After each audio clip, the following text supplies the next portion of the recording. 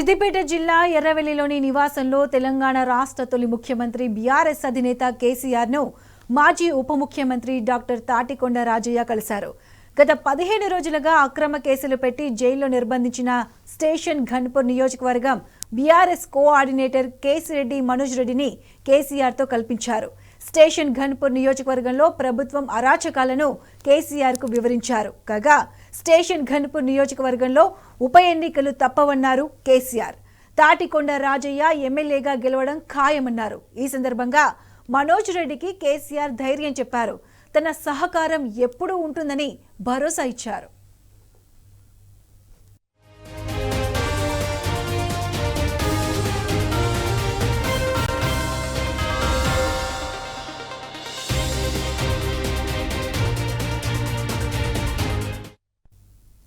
దీనికి సంబంధించి పూర్తి అప్డేట్స్ మా ప్రతినిధి రవికాంత్ అందిస్తారు. రవికాంత్,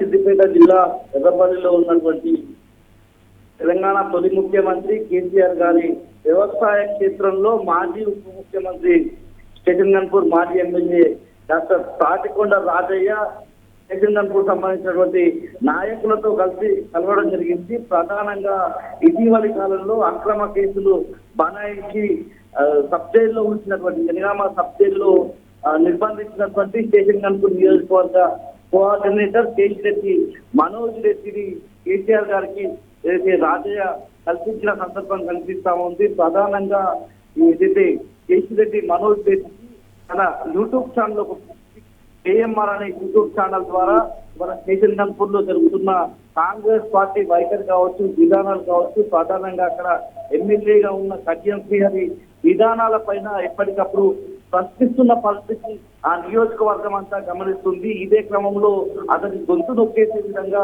తను ప్రశ్నించకుండా ఉండే విధంగా అతని పైన కేసులు నమోదు చేయడం జరిగింది. ఈ క్రమంలోనే తన మీద కేసుల్లో భాగంగా అతన్ని సబ్ జైలు అంటే కేసులు నమోదు చేసి అతన్ని జనగామ సబ్ జైలుకు తరలించిన పరిస్థితి. 15 రోజుల పాటు అక్కడనే నిర్బంధంలో ఉన్న పరిస్థితి. అతను బయటకు వచ్చిన వెంటనే ఇవాళ బీఆర్ఎస్ అధినేత తెలంగాణ తొలి ముఖ్యమంత్రి కేసీఆర్ గారిని ఉప ముఖ్యమంత్రిగా పనిచేసినటువంటి రాజయ్య కల్పించిన సందర్భం. ఈ క్రమంలో మనోజ్ రెడ్డికి ధైర్యం చెప్పిన పరిస్థితి కేసీఆర్ గారు కూడా కనిపిస్తా ఉంది. ముఖ్యంగా మనోజ్ రెడ్డి ధైర్యం కోల్పోవద్దు, నా సహకారం ఎప్పుడు ఉంటుందన్నటువంటి మాట కూడా కేసీఆర్ గారు ఇచ్చిన పరిస్థితి మనం చూస్తా ఉన్నాము. మరోవైపు ఉమ్మడి ధర్మసాగర్ సంబంధించినటువంటి మాజీ జెడ్పీటీసీ ప్రధానమంత్రి మోడీకే ఉత్తమ జెడ్పీటీసీ అవార్డు అందుతున్నటువంటి కీర్తి వెంకటేశ్వర్లు, ఆయనతో పాటు మల్కిరెడ్డి రాజేశ్వర్ రెడ్డి కూడా ఈ సందర్భంగా కాంగ్రెస్ పార్టీని వీడి ఇవాళ బీఆర్ఎస్ పార్టీలో చేరిన పరిస్థితి కనిపిస్తా ఉంది. ప్రధానంగా ఇవాళ ఈ ఇద్దరు నేతలు చేరిన పరిస్థితి బీఆర్ఎస్ పార్టీకి సంబంధించి మరొక సందర్భం అంటే ఈ నెల 15వ తేదీన మరో 1000 మంది తమ అనుచరులతో కలిసి ఎవరైతే కీర్తి వెంకటేశ్వర్లు అదేవిధంగా మల్కిరెడ్డి రాజేశ్వర్ రెడ్డికి సంబంధించినటువంటి ఆధ్వర్యంలో 1000 మంది అనుచరులతో బీఆర్ఎస్ ప్రెసిడెంట్ కేసీఆర్ సమక్షంలో బీఆర్ఎస్ పార్టీలో చేస్తామని కూడా చెప్పిన పరిస్థితి మనకు కనిపిస్తా ఉంది. ముఖ్యంగా డాక్టర్ రాజయ్య నాయకత్వంలో ఇవాళ బీఆర్ఎస్ అధినేత కేసీఆర్ గారిని కలిసిన పరిస్థితుల్లో స్టేషన్ ఘన్పూర్ నియోజకవర్గంలో జరుగుతున్నటువంటి పరిస్థితులు, అక్కడ జరుగుతున్న అరాచకమైన పాలన, నిర్బంధాలు, అదేవిధంగా అక్రమ కేసులకు సంబంధించి కావచ్చు, ఆ నియోజకవర్గంలో జరుగుతున్న ఆగడాలు, కడియం సంబంధించిన ఆగడాలను పూర్తి స్థాయిలో నియోజకవర్గ పరిస్థితులను బీఆర్ఎస్ అధినేత కేసీఆర్ కు రాజయ్య వివరించిన సందర్భం కూడా కనిపిస్తా ఉంది. ఇదే పరిస్థితులు బీఆర్ఎస్ అధినేత కేసీఆర్ వీరితో మాట్లాడుతూ రాబోయే కాలంలో స్టేషన్ ఘన్పూర్ నియోజకవర్గానికి ఉప ఎన్నికలు కూడా రావడం ఖాయమని ఈ సందర్భంగా చెప్పిన పరిస్థితి. తిరిగి మళ్ళీ నువ్వే ఎమ్మెల్యేగా గెలవడం కూడా ఖాయమని డాక్టర్ రాజయ్యను ఆశీర్వదించిన పరిస్థితి కూడా మనకు కనిపిస్తా ఉంది. 6 కాంగ్రెస్ పార్టీ అక్కడ గెలిచే పరిస్థితి లేదు.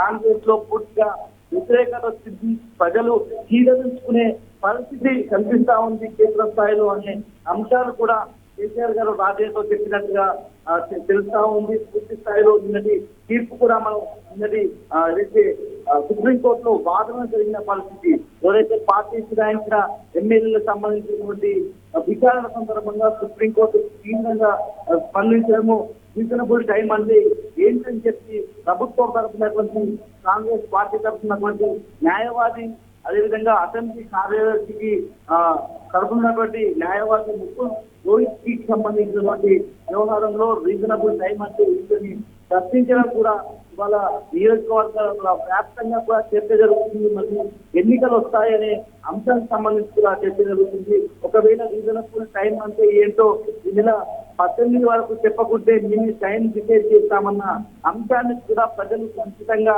గమనిస్తున్న పరిస్థితి వల్ల కేసీఆర్ గారి మాటల ద్వారా తెలుస్తా ఉంది.